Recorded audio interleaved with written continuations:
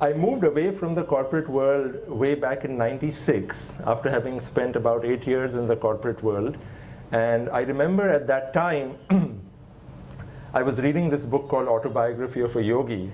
And there were a series of events which happened which made it very clear to me that I was being called from inside to really work with people because there is such an immense beauty inside each of us. And when we come together, there is magic. And yet, we are living only a small fraction of the life that we are given. How might we bring celebration of the human spirit, of the beauty that lies inside us?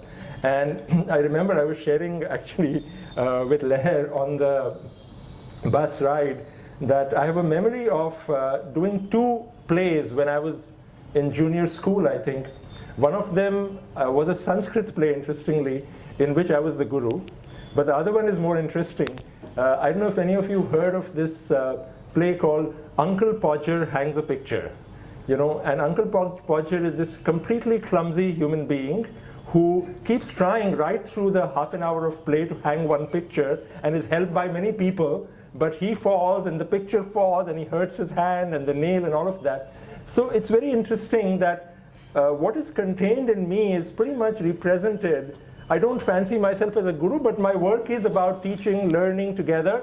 But Uncle Podger, you know, and this whole clumsiness, you know, and being completely at times unable to do things which are easily done by other people. So anyway, to cut a long story short, when I got into this field of learning, teaching, discovering, I also discovered that my greatest joy was when I was working with other people who are working with people. So fellow travelers, I would say.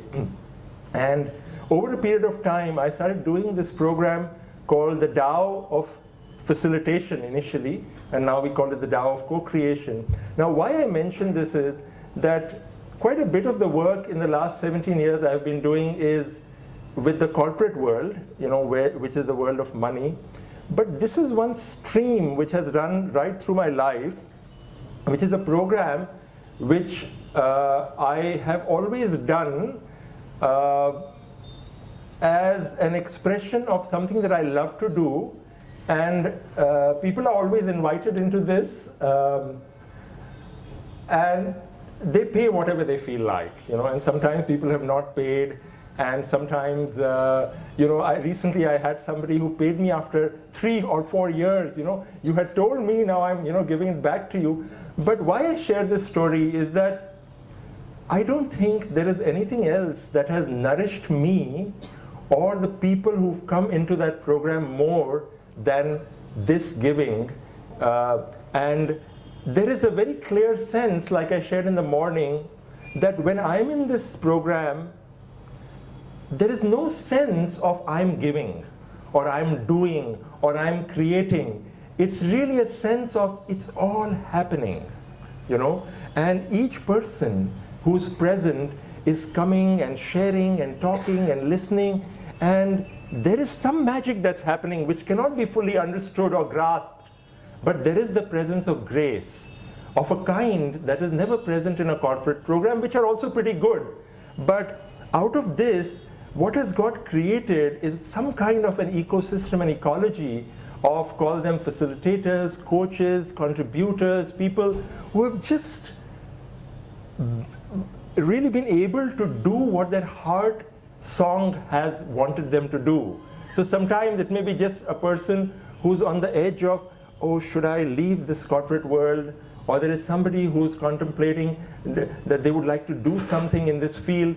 And somehow it's very clear to me, as it happened during the conversation with Leher, that as we were getting down, you know, she said, like, thank you, you know, I mean, it really was so beautiful and unexpected and synchronous, some of the stuff that we talked. And I said, true gratitude is completely mutual, no? Because I'm feeling so nourished out of that conversation. So where is the giver and where is the receiver actually? But having shared this, I also want to share a story which is not a happy story, but has taught me what does it mean to give. And this story is that there are times in my enthusiasm to give and be kind in inverted commas and be generous, I have really offered myself so completely that people have resisted that receiving. And these have been like really good friends, and we've had great times.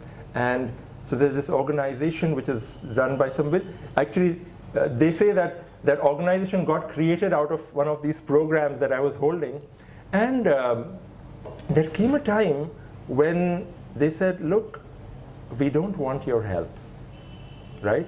And I would constantly keep seeing, how with a little bit of what my work is, the struggle that they are having, could really get relieved and released, and I would enjoy and they would enjoy, and it would be beautiful. But the lesson I learned is how and where and when to draw a boundary in giving and receiving.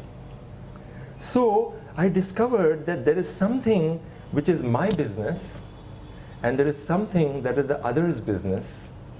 And sometimes if I have this urge to give, without respecting, and my urge to give is greater than the receptivity over there, then I'm intruding and I'm invading into somebody else's space, right? So I think the whole thing of giving and receiving is a little subtle, and I learned that I must often stand, if I truly love somebody, on the border of another person's pain and awkwardness, neither intruding nor avoiding, and standing at that border, sometimes helpless, not knowing how I can help, therefore mirroring the other person's helplessness. I am making a certain contribution, right?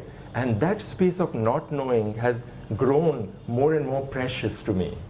So this is one key lesson in giving and generosity and kindness. And the last thing I want to end with is a little story about a maid who works with my aunt since about 35 years. She's become like a family member. And one day, I just thought that she's done so much for us. And interestingly, true to her name is Kalyan.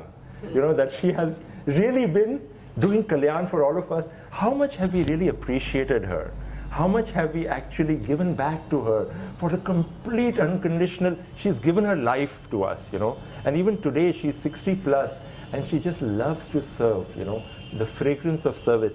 So one day I said, why don't we give her a surprise party, right? And so we kind of secretly got together. We got like one of those malas and har for her, so that when she comes, we put it on her.